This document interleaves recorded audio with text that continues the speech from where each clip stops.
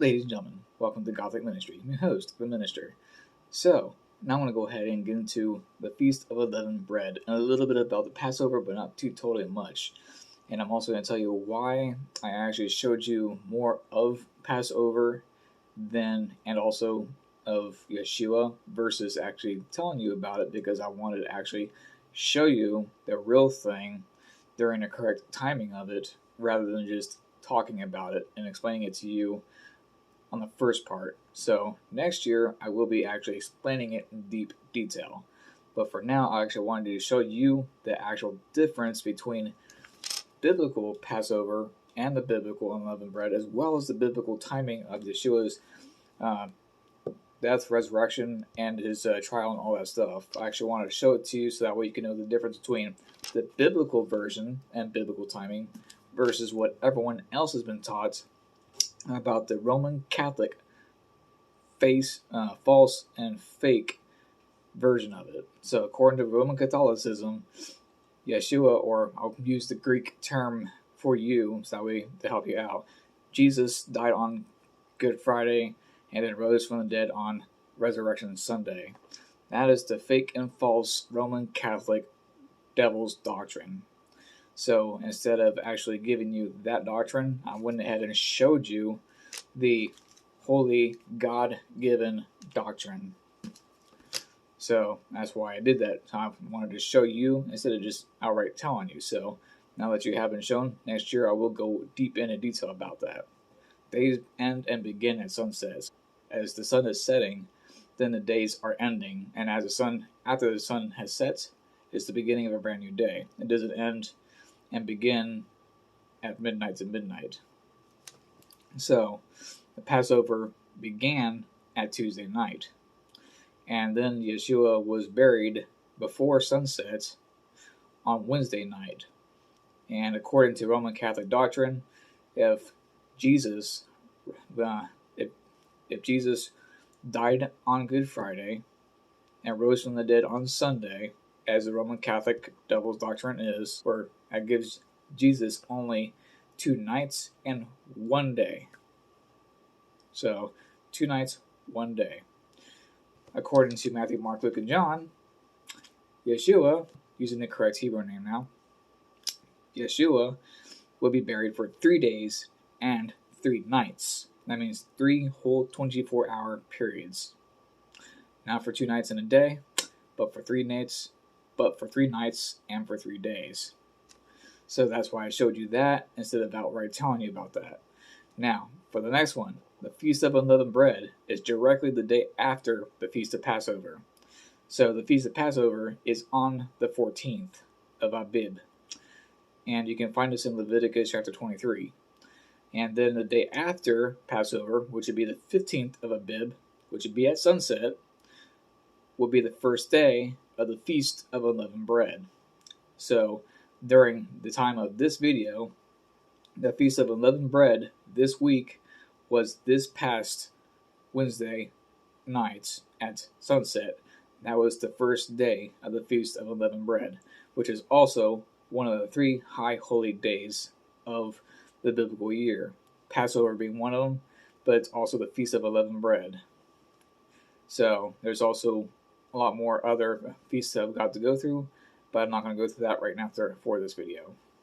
So this past Wednesday night was the first day of the Feast of Unleavened Bread, and also one of 3 of the high holy Sabbaths of God, aside from the weekly Sabbath. So in Leviticus chapter 23, I'm going to start this at verse 5. In the 14th day of the first month at even is another way of saying at evening, days end and begin at sunset, not at midnight to midnight. So, in the 14th day of the first month at evening, is the Lord's Passover. On the 15th day of the same month is the Feast of Unleavened Bread unto the Lord. 7 days ye must eat unleavened bread. In the first day ye shall have an holy convocation, ye shall do no servile work therein. A holy convocation means a holy gathering, an assembly, a group of people gathering together. In other words, the people, which are the church, not a building wall. To continue on verse 8, but ye shall offer. Now continuing on with Leviticus chapter 23, verse 8, in part. You're welcome to read the whole scripture or the whole verse for yourself if you wish. I'm just going to go with what's relevant to this video.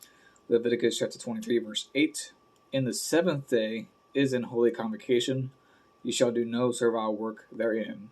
So on the first day of it and on the seventh day of it, do no work, and it's a day of holy convocation. You might want to request those days off, because those days are, by Scripture, required to be off on. And then, also, you gather around with people, and you have church. Because we, you and I, y'all and me, are the church. Not the roof, or the ceiling, or the walls, or the door. None of that's the church. You and I, y'all and me, are the church. We, as a church, gather together and assemble, and then we talk about God. So you do that, and you don't work your day job on the first day and on the seventh day of the Feast of Unleavened Bread. Now during that time, you will also have the actual seventh day Sabbath.